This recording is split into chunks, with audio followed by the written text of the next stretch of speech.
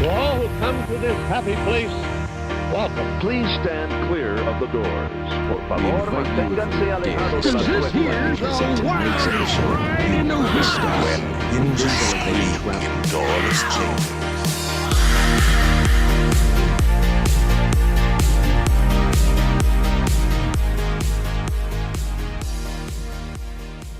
So today on Miles from Main Street, we are back from Disneyland and we have lots to talk about. We sure do. You guys heard our first impressions last week on our live walk down Main Street. So I think it's going to be fun to kind of debrief and talk about what we experienced. And for me, this was the first time going on a trip with kind of like two different families.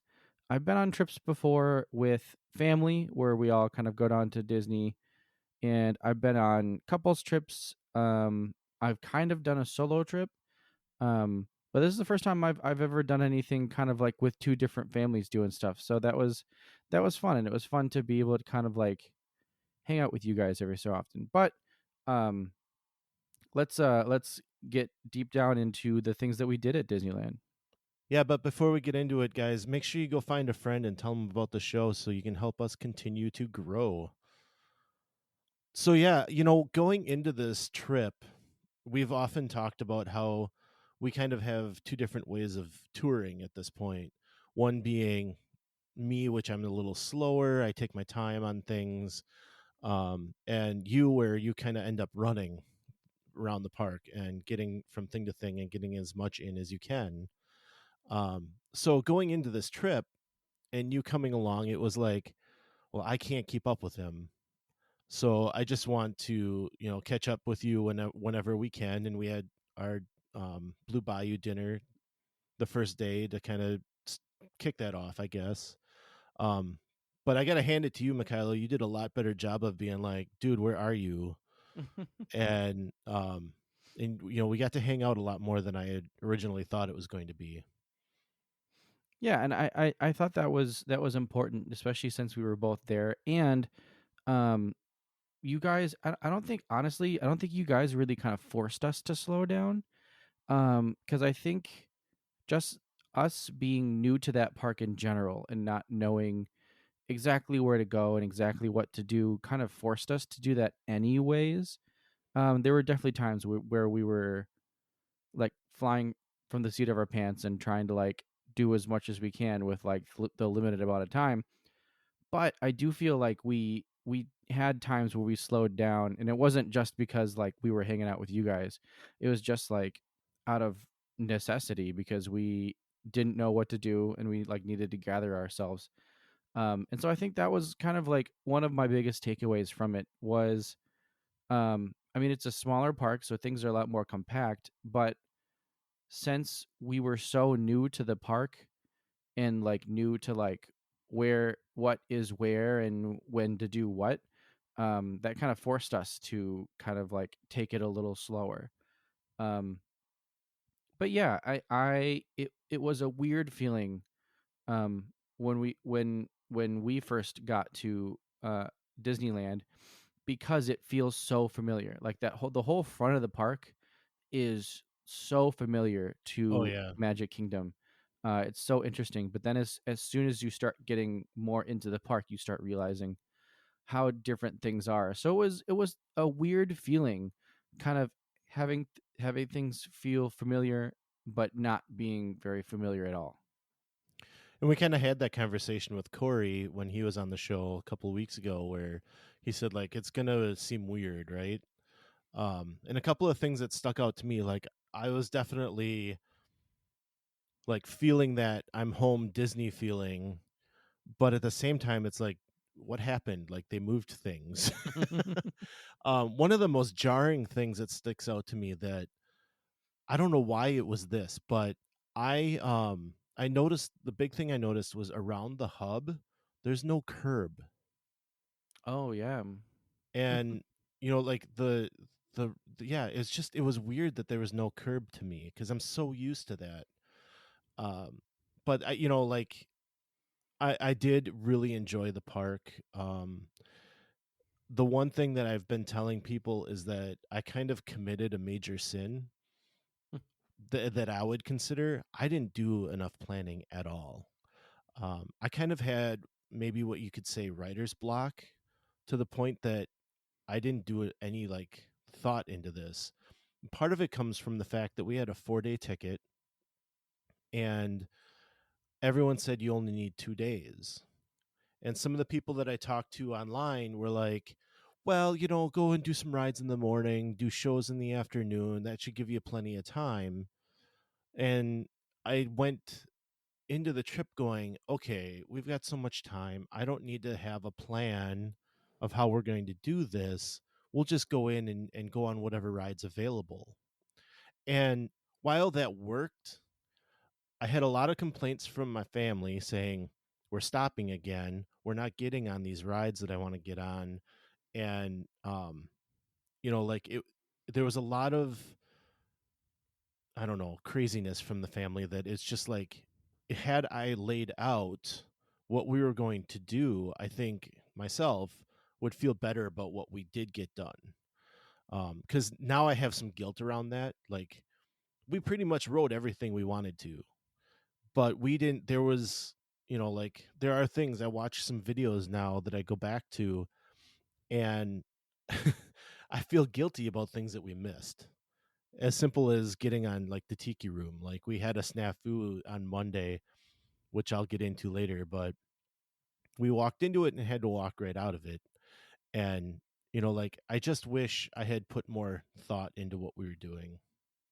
Yeah, and I think a lot of that comes down to being comfortable and like knowing what to do, because we watched a lot of videos, a lot of how-to videos, a lot of like rope drop, this is what you do type videos, and like I don't think we had a smooth rope drop except for DCA, um which I think it's easier at DCA just because like which ride is going to be crazy, and which ride like you're going to have to wait for eventually. But in Disneyland, it's kind of hard to discern like which ride is going to be like nice and quick, and like how to get on several rides on rope drop. Um, so I think that a lot of that comes down to like we know these Disney World parks so well that like we can key on certain things, like even walking towards. I know sometimes when I'm at Animal Kingdom and I'm like like it's rope drop and I'm walking towards Flight of Passage, and if I get a glimpse at the Flight of Passage line and it looks like it's just like a little too long for rope drop, I'll be like, okay, we're gonna hit this at a different time during the day, or we're gonna use a lightning lane for it or something like that, and then go off and do like maybe like Everest and like 4 other rides on rope drop. So it's like stuff like that that you can key in on, that we just know these parks so well. Um, and so I think that made it difficult to really, and we didn't do much planning other than our dining stuff. Like we did a lot of dining planning, but it's like that's easy to do. You get reservations, you decide like when you want to eat, um, around kind of like other things that you may want to do. But that was like the biggest planning that we did. And again, that I feel like that comes a lot down to how comfortable you feel and the knowledge that you have with the parks.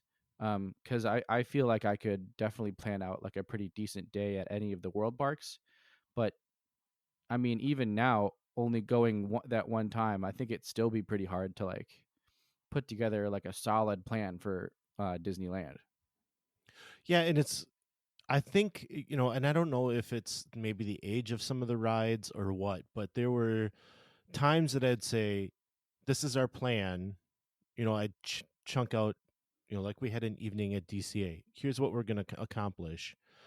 And we get there, we start our plan, and before I know it, Incredicoaster and Radiator Springs Racers is down. Mm-hmm. And it's like, great, now what? And we're looking at each other going, well, maybe we just need to go over to Disneyland and knock out some stuff over there instead of trying to work through it here.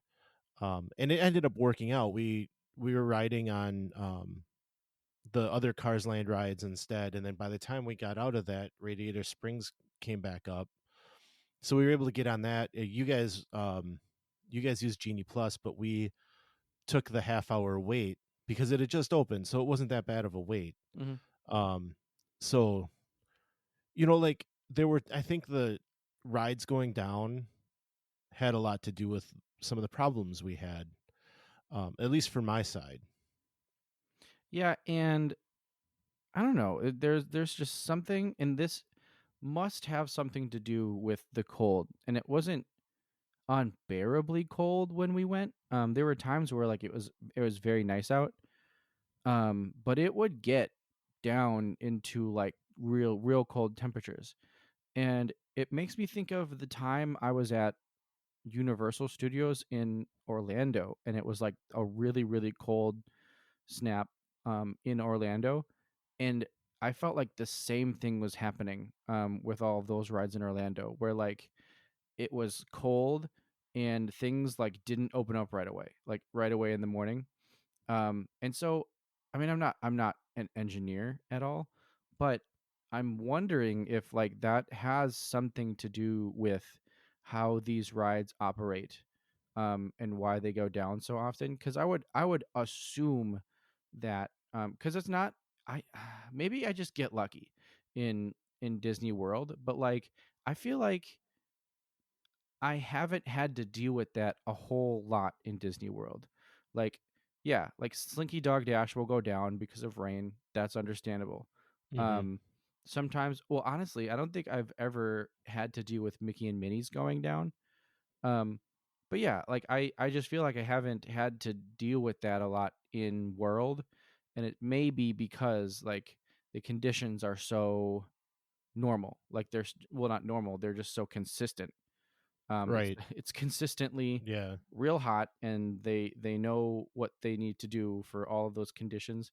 And in land, I feel like that California weather fluctuates more than the Orlando weather. So I'm wondering if possibly that has something to do with it, because it did feel weird that like all of these rides were going down constantly. Um, and it It was it was. was definitely it was definitely hard to kind of deal with that. And I use touring plans when I'm going through parks, and it did help out a lot. But there were times that these rides would go down, and whenever a ride shuts down, that shifts the crowd. And when you've got Radiator Springs and Incredicoaster down, that's gonna that put a lot of stress on the other two Cars Land rides. It put stress on other rides in the park, and like I would go to touring plans to find out what they thought, and they weren't changing any other times. Like they were still going on like as if everything was running. Mm-hmm. And so I think that's a caveat. I've been on here a lot, going on about how great touring plans is, and it's always worked great for me at World. But when things went down at Disneyland, I did not know what to do. I pretty much had to just rely on what Disney was telling me at that point. Um, the ride times actually were more accurate than with Disney times. So um, just a little caveat, I guess, for you guys using touring plans out there. That's what my experience was. Um, And you know, Go ahead. another thing actually with that kind of goes on that, um I we noticed that like their system is weird. I don't know if it's like their internet is like less reliable out in California, or like the network itself is old, since like these parks are so old. But like there were several times where we would like mobile order and just like stand there, and we there were a couple times where that we had to like walk up and be like, hey, like what's going on with our mobile order? We've been waiting for like 30 minutes now. And at one point the guy had to like reset, and all of a sudden he was like, oh my god, there's like 20 orders here now. And it's Oh, like, wow. okay, dude, like, so it was a network thing or like a system thing. um and so it's just weird that like, and it makes me feel, um it's interesting we haven't done this yet. but it makes me feel like Disney World has it a lot more figured out than Land. And I think maybe it's because Land has always just it this is kind of like what I got from it was Land just has always done it the way that they do it. Like they're just like, this is how we do it. Yeah. Like they were very slow in adapting. They still haven't even adapted like the fingerprint stuff. Like they still like take your photo Right. as you enter the park, which I feel like holds that up a little bit. And I found it extremely interesting that like people weren't utilizing magic bands or even like the touch card or the app or anything, like because I saw several times, and I don't even think this exists in Disney World, where people would just use their regular card to get into the parks, as like their like they wouldn't tap, so they would sit there and they would do their card, and then they would do like their um like kids cards and stuff like that, and it would just take forever. I And see you making motions. Are you talking like they're swiping their cards? there was like a little scanner. So there's your typical tap point for your magic band, and then below that there's a scanner, and they would scan their park cards because that's what their app that they made these lanes on is linked to. And so it's like in Disney World, I feel like just everyone is tapping their magic band, and everyone like is utilizing this. But in Disney World, it's like people are still using their physical cards. Part of me wonders if that's like the locals, because I think locals have like actual cards, like they use cards more than they use magic bands. But yeah, it's just weird that um like it just takes longer for them to adapt to like what World is doing.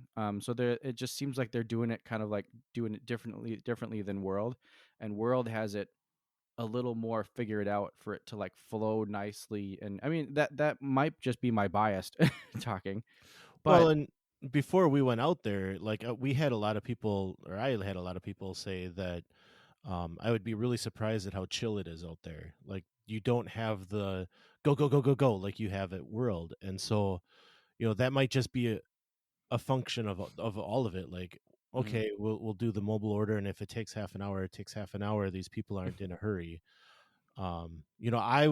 I was definitely in the habit of, okay, we're heading over there. I'm in within my window, and I would tap, I'm here, even though I'm not. you know, mhm, and I've said that on the show before, is that if you're going to be using mobile order, don't be afraid to let them know ahead of time. If it sits there for 3-4 minutes, they're going to be okay, right? mhm, And there were times that even with our mobile order that I would walk up and they were prepping it right away, even though they said it was ready. They were prepping it when I'd walk up to the window. So I think that is also a function of, it's more chill. Like, mhm. you know, I did see people running at rope drop, but I did not see as crazy. Didn't feel as crazy to me. Like I didn't have that adrenaline rush to get moving. Um, And, I've had.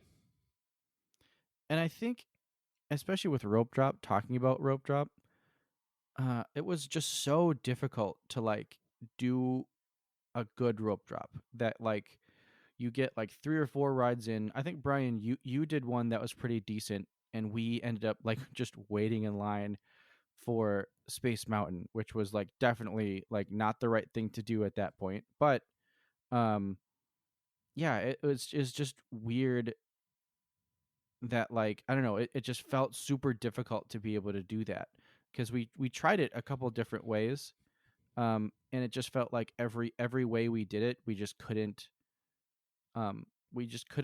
rope drop the same way that we rope drop in Disney World. Right. So yeah, when you messaged me and said you were at Space Mountain, it's like, okay, well that makes some sense. Like that's a ride that you would want to rope drop. Especially if you were in Disney World.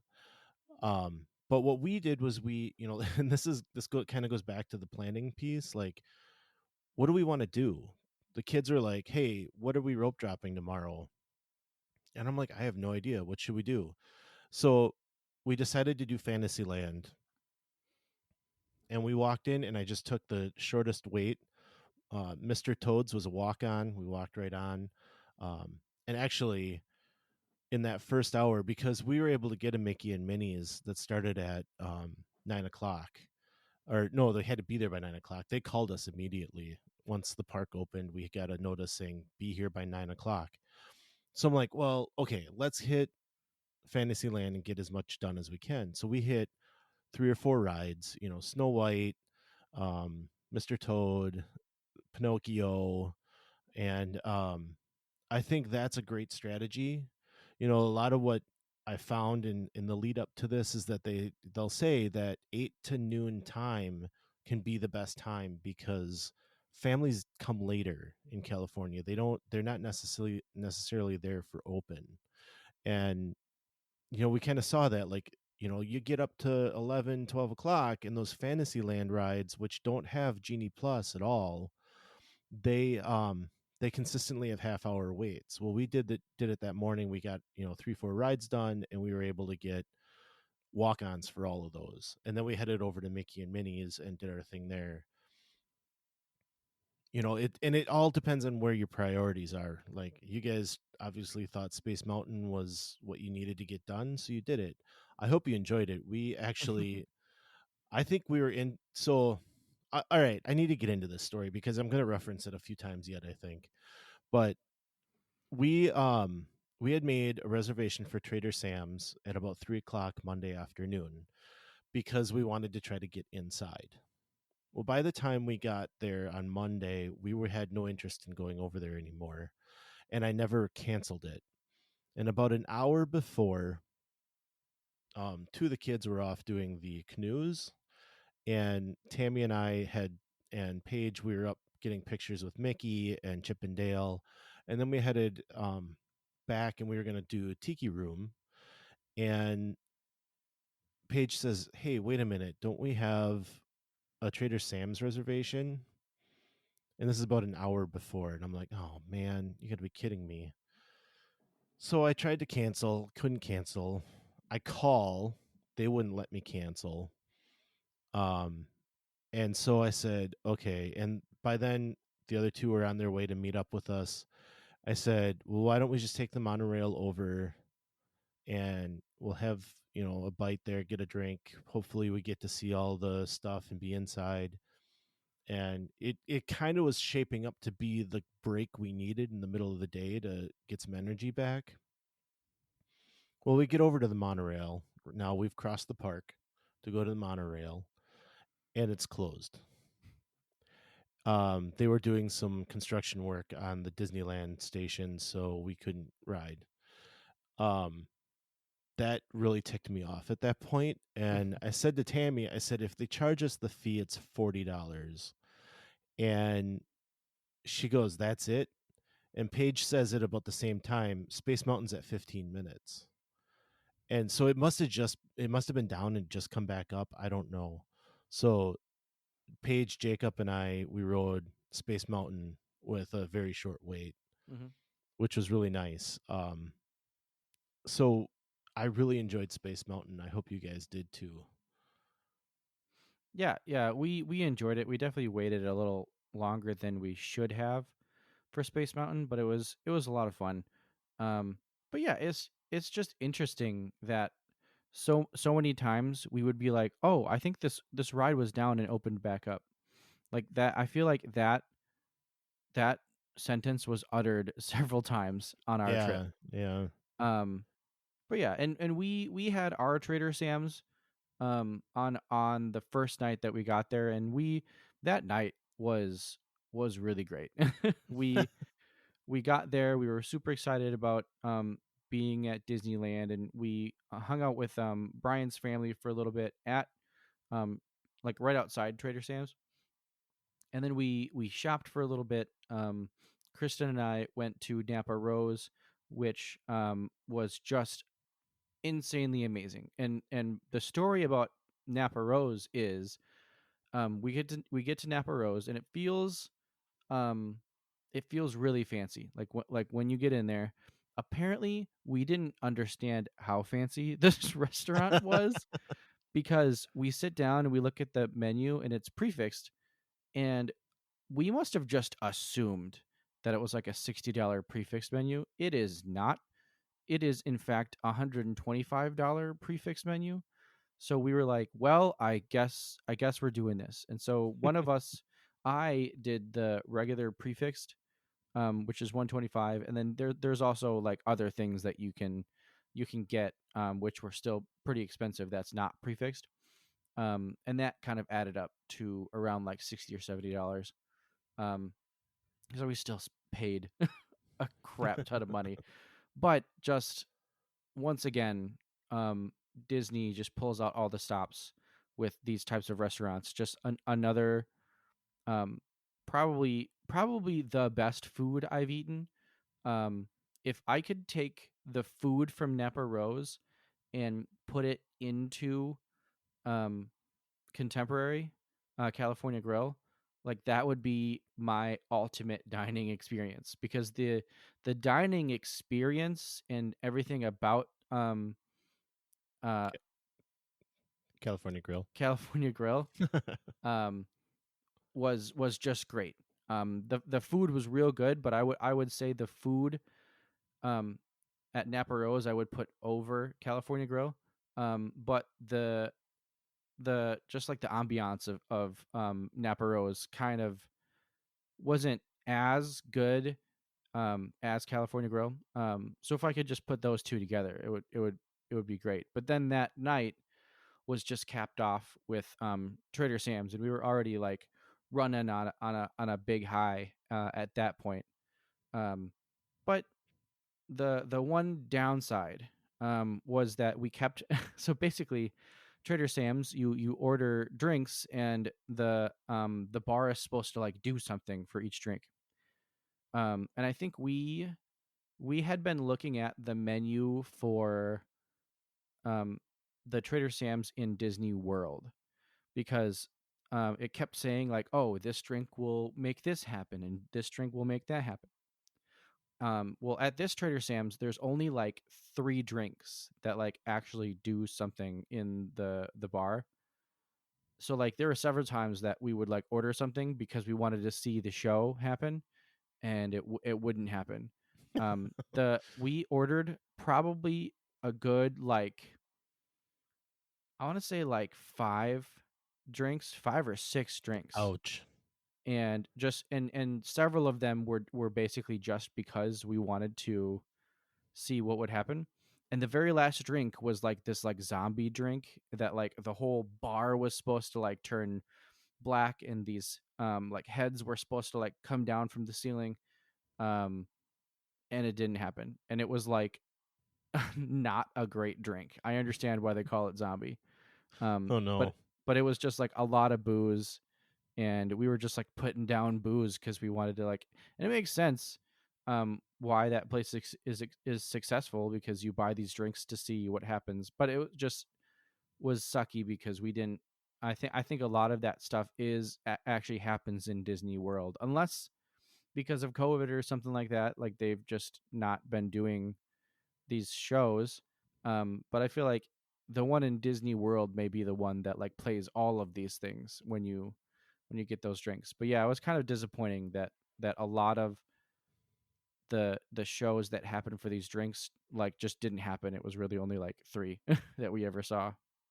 That's too bad. And I thought it was funny because I was with the family at this point. Like you had said, we had done some shopping together, and you guys had your reservation coming up. We wanted to get into Grand Californian and visit that a little bit, and so we kind of broke off from you guys at that point, and we ended up sitting in the lounge, which is like right next to the pool for Grand Cal, and they have it's a GCH Craftsman bar is there, and we sat down, we ordered some nachos and a small pizza, and the kids were able to order something, and they had this lady that was singing with a guy playing guitar, and it was awesome. Like it was, like you were right next door at Napa Rose, and we were kind of, as we walked by, we were kind of looking in there trying to see if we saw you guys.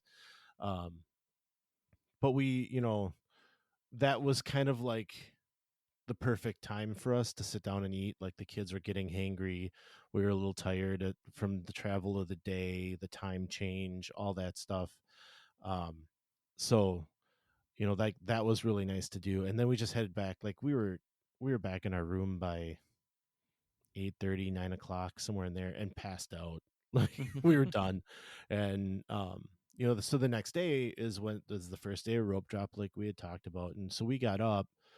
I don't know. I think we were all up by 6 o'clock. Somebody was up at 4, and like the time change was kind of playing with us a little bit. So definitely, if anyone's coming from the East Coast, like definitely plan for something like that, because I didn't think it would be that big of a jarring, because I've done an hour change, but the 2 hours for some reason really messed with us. So um, consider how that's going to work for you. I don't know about you guys. Did you have any issue? Well, yeah, I'm at these. We're eating dinner, and I'm getting messages from Mikhailo like, I'm already drunk, and we're not even just Trader Sam's, and I'm like, oh no. This was the story I was waiting for Brian to tell. Yes, But that's where I was headed, and I kind of got on a tangent, but yeah, I was like, I hope they're gonna be all right. And then like he's at Trader Sam's and he's sending me messages like, this isn't good. And yeah, now we know why, because you had 6 drinks. yeah. I mean, it was a lot of fun, and we don't. Um, if anybody out here knows Kristen and I, we're not big drinkers. We're not like big partiers. Like we don't drink on like a regular basis. And so this was different for us to just like, and it was fun to like kind of like go all out and kind of like let yourself go. But it was so. It's the typical Wisconsin thing to do. Oh, I had an old fashioned. I had a Budweiser. Yeah, but so Kristen and I had drinks at Napa Rose. I actually had two, because there were two drinks that caught my eye, and one was an old fashioned, and another one was like It's Only Bitters was like the name of the drink, and apparently it was like a real popular one. That one I liked less because it was very bitter. But I do like bitters, and I like old fashions, and so those two drinks were real good. Kristen loved her drink. I think it was like, I can't remember exactly what she got.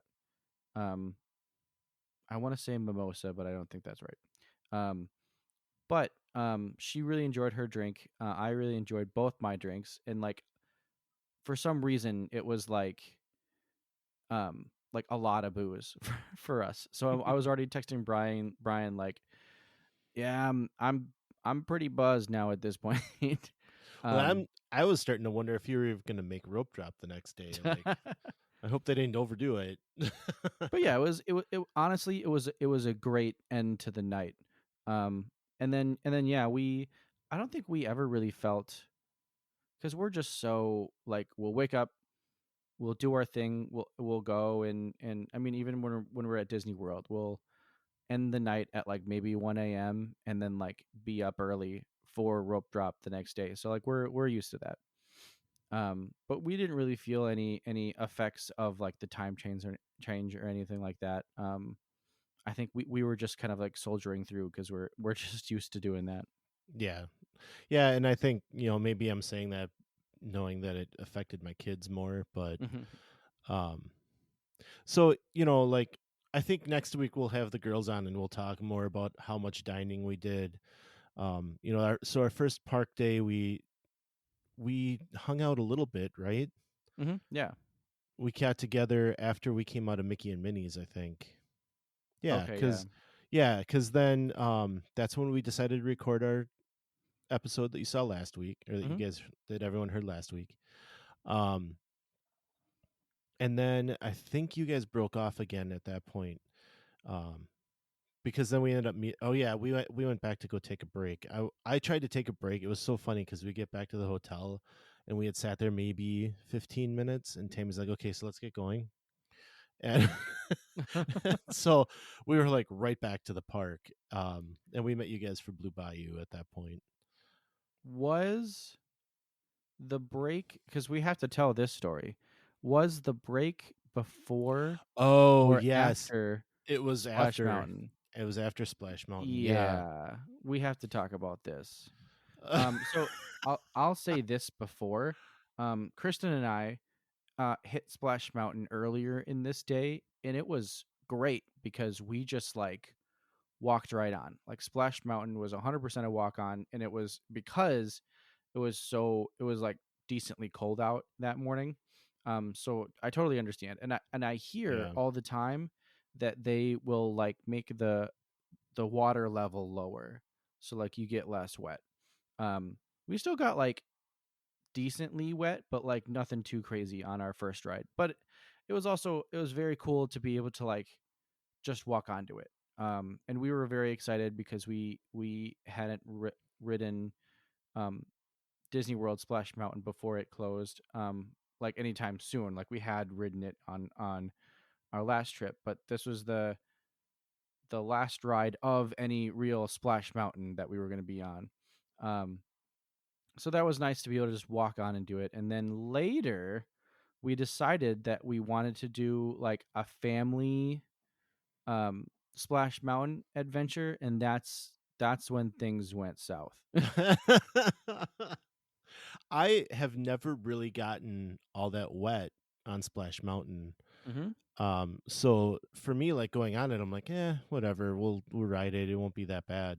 And I think, like the humidity and the warmth that we've always been in Florida, like it's not a big deal. Mm-hmm. And so that I'm sure it has something to do with the weight in the boat. And um Mikhailo was the lucky one to sit up front. I was right up front, and it was like, and here's the thing: it happened right away. Like the very first like actual drop that we had, I was soaked. I was like, and I was screaming the entire ride. He was like a little girl. It was hilarious. But I was just getting so wet. It was insane. We um we talked about it on the show before, the live episode we did. Like you were Mhm. really upset that Splash was closing, and I'm like, whatever, I'm going to be riding it in Disneyland. And it is a different ride. I'll give you that much. It is a different one. But I said, like, Disneyland was so much better because I've never ridden Splash Mountain at World with Mikhailo, and and him getting soaked was like the highlight of the whole thing. Just soaked. Like, oh my god. I think wasn't Jacob in the front of the one behind us too? Yes, yeah, Yeah, and Jacob and I were just drenched. It was bad. I'll get some pictures out on Facebook and Instagram of this because we have a lot of like after pictures, but like even the splash sometimes, I don't know about for you, but like sometimes the splash wasn't that bad. It was Mhm. the carryover of like the wave of water that would just come crashing over the top of the boat after Yeah. the drop, and like the worst thing for me was my foot was sopping wet. Everything there was standing water inside of our In the boat. boat. Oh yeah. It was insane. And I like when we went down the big hill, it was just a wave. Just like it was a wave in my lap. Like I had all of this water hit me, and it was just crazy. Like I feel like, I mean, if that was normal, like if that that's what was normal for, because I remember them talking about how like they were trying to like tone it down a little bit. If that's the toned down version, like I don't know Oh right. Oh man. what they were having that do. But yeah, I was so wet. And I actually ended up, it was okay because this is kind of like something I wanted to do anyways, but I ended up like just literally buying an entire new wardrobe, which was fun. And I got some pants that were, they were like pants that were like Spirit jersey pants. So I thought that was cool. So hey, it helped me out. I ended up buying those pants as well a little bit later. They're sweatpants. They're the blue ones that say Walt Disney's Disneyland down the side. Mhm. And I wore them home on the plane. They're so comfortable. I've been wearing them a little bit here and there now too. So If anyone's looking at those, you got to do it. Just go out and buy them. They're amazing. And I went full full ensemble because just everything was wet. So I had Crocs, those pants, and then a Stitch Spirit jersey, which is I was trying to buy anyways. So I just decided to go for it at that point. But super comfortable. But then I had to look like that while going to Blue Bayou. So there was that. But And we decided to celebrate your birthday, and they brought out the dessert with the candle on it as you were wearing all of that, and you had Kristen's ears on your head. yes, I did. And so maybe I need to post that picture too. I think Tammy already did for my birthday, so Oh, that's right. That's right. She did. um, yeah. So one other thing that needs to be said for sure is that if you're going to be watching Wondrous at the end of the night, like you need to be like I've always stood near the partner statue. You need to be in front of that. Like you need to be Mhm. between the partner statue and the castle to be able to see anything. We had no idea. We went off to the Nemo subs and rode that and came back, and it was maybe 25 minutes until the show started, and there was nowhere to stand. Like there was nowhere. So we were back behind the partner statue, and there are trees, which you don't have the trees in the hub at Disney World, but there are trees in the way. People with their balloons were in the way.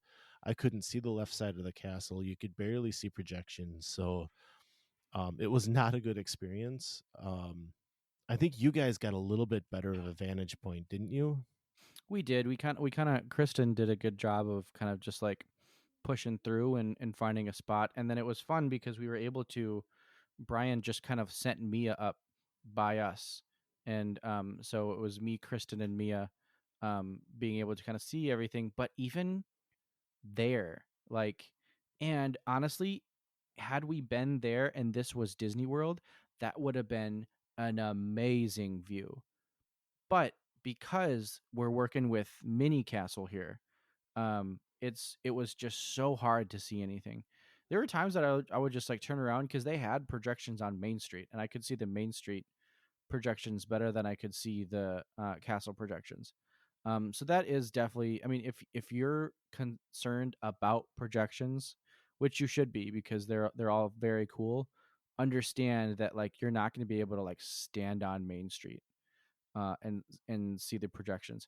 Also, I thought about this um, at one point, and I'll bring it up to you, Brian, because you're a big nerd like me. Did they um, slant the road in land the same way that they did in World up Main Street, so that as you're leaving the park, it's a nicer walk because technically in Disney World Main Street is slanted down out of the park. So you're technically going uphill into the park, which gives you a better vantage point to see the castle. I don't think that's how it is in land. I don't think it. I didn't feel that this time Hmm. around, and Yeah. I know what you mean by that. I don't feel that. I feel like everything was nice and flat. Yeah, yeah. That's what I thought too, because there have been times where I've been in World and I've been like, oh yeah, here's a little tidbit for you, because Yeah, it's something that I know that I can notice, but it was just so hard to see anything. Like really, you're just like looking through people like to try to see stuff. and they do put the projections over on Small World as well. And I Hmm. don't know if you're able to see the fireworks from there or not. They'd made an announcement shortly before the show started that there was plenty of room over at Small World yet, and it's like, well, maybe we should be going over there. Um, and we didn't, but the Sunday night when we had gotten checked in for Sweethearts night, and I think we were coming to meet you guys. We crossed the hub and they were starting Wondrous, which I didn't even know they were doing that. Hmm.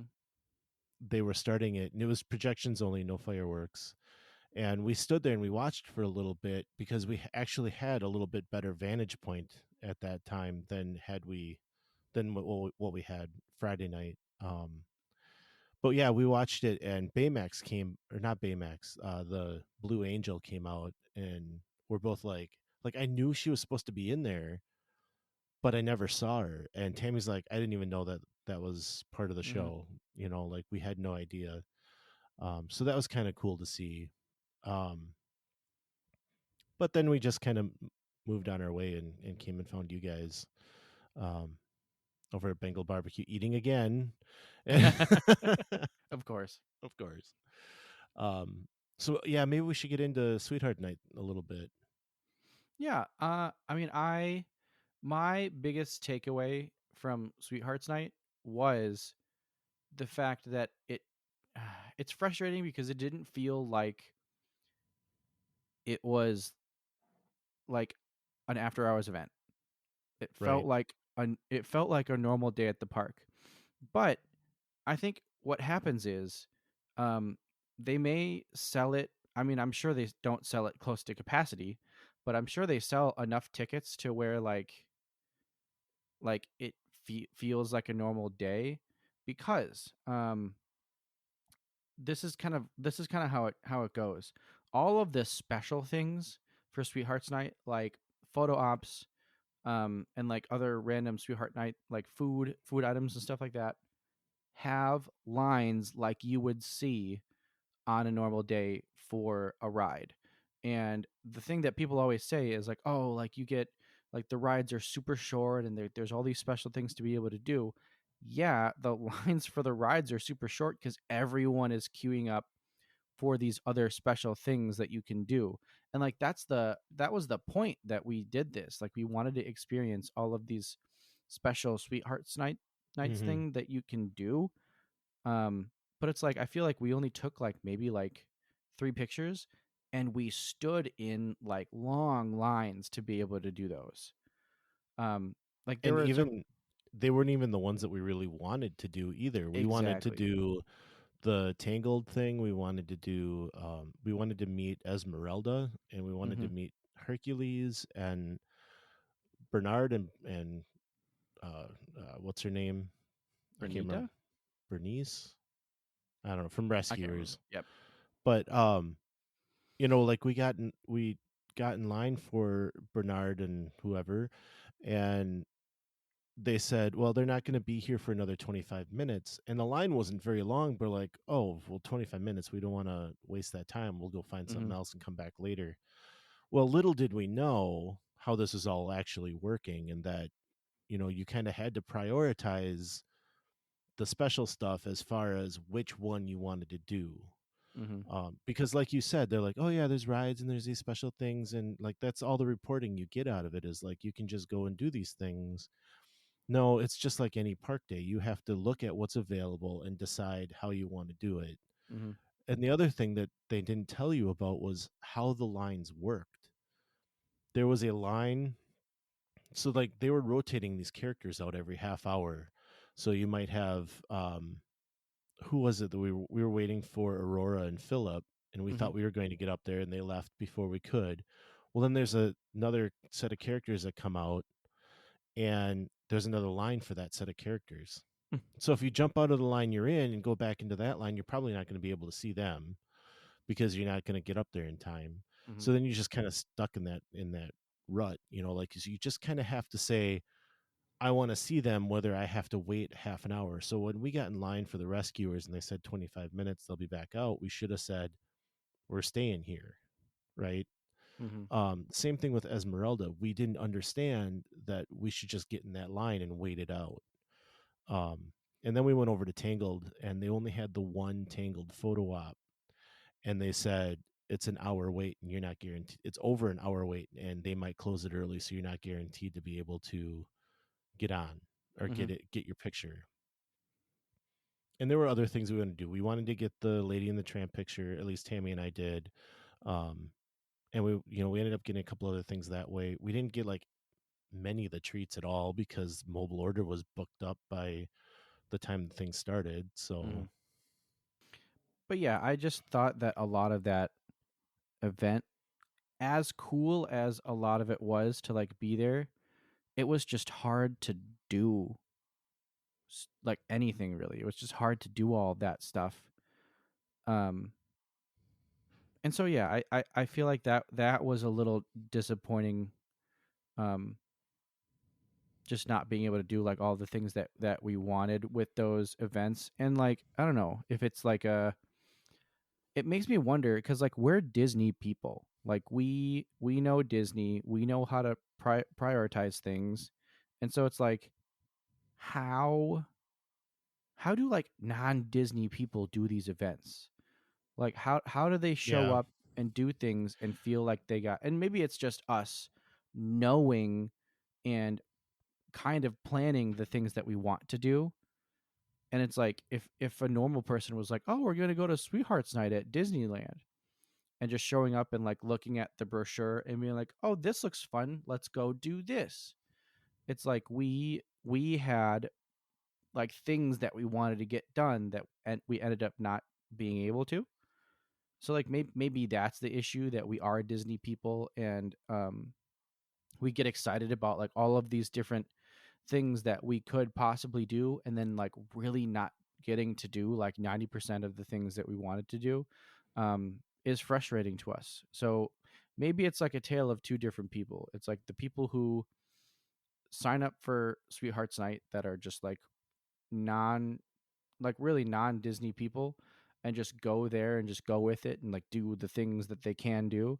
And then there's us who are Disney people who like put in a good amount of research as to what you can do and get excited about like doing all these things, and then you get there and it's like packed and like you can't do anything. So it's just interesting to me that like we are the ones that are invested, that like want to do these things and can't.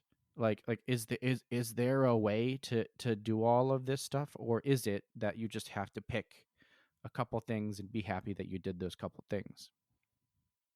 Yeah, I would agree with that. I think that like in the middle of the thing, we talked to a cast member, and I'm like, I don't know where anything is. I don't know what the weights are like. I don't know how things are working, and like a little bit more information on that would be great. And she's like, well, everything's updated in the app. Why don't you just go there and you'll find it? I'm like, oh my gosh, the app.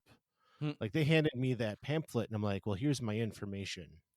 This is what I need to go off of. No, everything was in the app. And so I wish I would have, as I said on my other show, like I spend all day using two different apps to get myself around Disneyland, and then this event starts and I put my phone away. Like it doesn't make any sense. So yeah, definitely consider what you're doing ahead of time and prioritize what you want to do, because it was just like any other park day, except that you weren't worried about the rides, you were worried about the special stuff. Yeah, definitely. But yeah, like the couple things that we got to do were fun. I just wish that, because technically this is an after hours event, right? Like this Well, isn't they like call a. it after dark, but yeah, Oh, I okay. mean, it's like that. Yeah. Yeah, I remember when they first started these after hours events at World, people were just losing their minds at like all the things that they could do at these parks at these after hours events. And now it just seems like, I mean, like people are excited about them. So Disney can sell the tickets however they want, because people will show Right. up and people are already excited about it. So Yeah. So let's pick a couple of favorites to hit on quick. A couple highlights of mine was getting on the Matterhorn. I really enjoyed it. It was a lot of fun. We caught it just as they reopened, so we were able to walk, just about walk right on. That was a lot of fun. The dark rides in Fantasyland are classics, and as much as you may have ridden stuff like that at Disney World, like these are just, I felt like a different level. Like I really, really enjoyed those rides. And, like Snow White and Pinocchio and Alice in Wonderland, like the Alice in Wonderland one was a highlight for me. Um, these are ones that Walt actually had his hands in and was really, really good. Pirates was really fun. I liked the caverns at the beginning. And Space Mountain, I liked. It's not, it's not as jerky as the one in Florida, and it just seemed like a lot more fun this time. I'm not even sure why. So those are a couple of highlights in Disneyland. Incredicoaster is incredible. I absolutely loved it. It was one of the last things I was able to do, and it was great. In fact, it was the last ride I rode on the trip, um, because it just ended up working out that way. And the one character that I got to meet that I will forever love is Oswald. I finally got to meet him on Monday at the end of the day, and he was awesome. He was better than I had expected. I was really worried about what I was going to talk about, and he was so much fun. So, those are some of the highlights for me. How about you, Kylo? I mean, a big highlight is definitely kind of like our first night. We had a lot of fun on our first night. Um, Pirates of the Caribbean. I really enjoyed Pirates of the Caribbean. I just love that ride and the history that like Walt. It's like one of the last things that Walt worked on. That was very cool. Blue Bayou was a lot of fun. I feel like I enjoy Santa and Hell Inn a little more, and it kind of has that same vibe. Sure. But just the fact that like it's right there and like you're right next to the ride, and that being such a cool ride is very fun. There were a lot of stuff at DCA that I thought was cool. Just kind of like walking through that Marvel area. I'm not a big Marvel fan, but like that whole Marvel area and everything that they have going on was actually pretty cool. Um, Guardians of the Galaxy, um, that ride was actually very cool. I wasn't sure how I was gonna feel about it since it was taking um the place of a ride that I love, Tower of Terror. But I really enjoyed that ride. Web Slingers was one for me too. I wasn't, again, I wasn't sure how like I was going to react to this ride or like what I was going to think of this ride, but it was a lot better than I thought it was going to be. I thought it was going to be kind of like a meh, but I came out really enjoying that ride. Radiator Springs Racers. No, I don't know how I forgot that one. Yeah. Was so cool. And it's like it's what Test Track could be.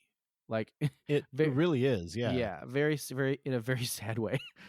But it's just, yeah, just so cool. Such a fun ride. And that whole area was very cool. So yeah, those are some of the other than just like all of the history that was in the park. I just felt like um constantly I was just kind of like, oh, this Walt was here and this was this and around this time, and so that was all very cool. Yeah, it was a really great trip. We had an extra, almost a half a day extra, I guess, than you did, Mm-hmm. just to get a couple of those last minute things done. And we were exhausted coming home. Uh, the plane rides went well.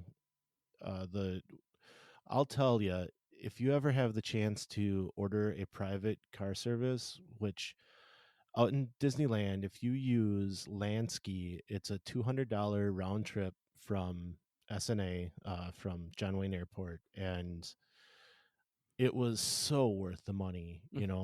For my family, it probably would have been a $60 to $80 Uber XL to get us to the hotel one way. To spend that extra little bit to get us this private service, we got to stop at In-N-Out Burger. I mean, this is our first time in California, and my daughter was just ecstatic over that. Mm-hmm. So it was a wonderful trip. I do see myself going again. But what did we talk about yesterday, Mikhailo? Like, this has made me miss Disney World a little more, and I need to get there. Yeah, that's definitely how I feel. I feel like I miss Epcot, I miss Animal Kingdom, I miss all of these things that you get about Disney World that you don't get at Disneyland. And so I feel the same way. I feel like going back definitely is something that I would like to do. Maybe when something I mean, there's nothing really kind of calling me back right now. I'm set on going back to Disney World because I just need to get back. But yeah, like maybe when there's something new, like maybe like another celebration or something like that, but definitely something that I'd like to do again. But yeah, I am missing Disney World pretty badly right now. Yeah, we got home and I said, I don't have a countdown on my phone. And we started looking at calendars, and I think 2 days later from getting back, I had a countdown on my phone. So we're heading out next year for spring break to Disney World, and I'm already excited for it. So Yeah, and I feel like the our two families functioned well within this trip because we both kind of like we're like two Disney families. Like we both get it. We both get like how to like function at these parks. That was one thing that I was kind of worried about. Um, was that like how are we going to mesh? And I feel like when we would get together, we meshed well, and just understanding like we didn't need to spend the entire day together. yeah, I feel like was good. So yeah, I would definitely do it again. that's how I feel about the parks too. Is like you get together when it works, and you split apart as you need. Mhm. Maybe schedule like we did a meal together so that you can, talk about what you've been doing too. So, yeah, I think it worked out really well, and I'm so glad you guys decided to crash. Of course. So yeah, as I've said, I'll be putting pictures out on Facebook and Instagram, and I know for a fact we're going to be coming back to this trip quite a bit. Mhm. We're going to have the girls on next week, and we'll talk about dining, and we'll kind of give you guys as much information as we can about dining. So look forward to that one. But like we always say, some live close, But others don't. so let's talk about it. We'll see you next time on Miles from Main Street.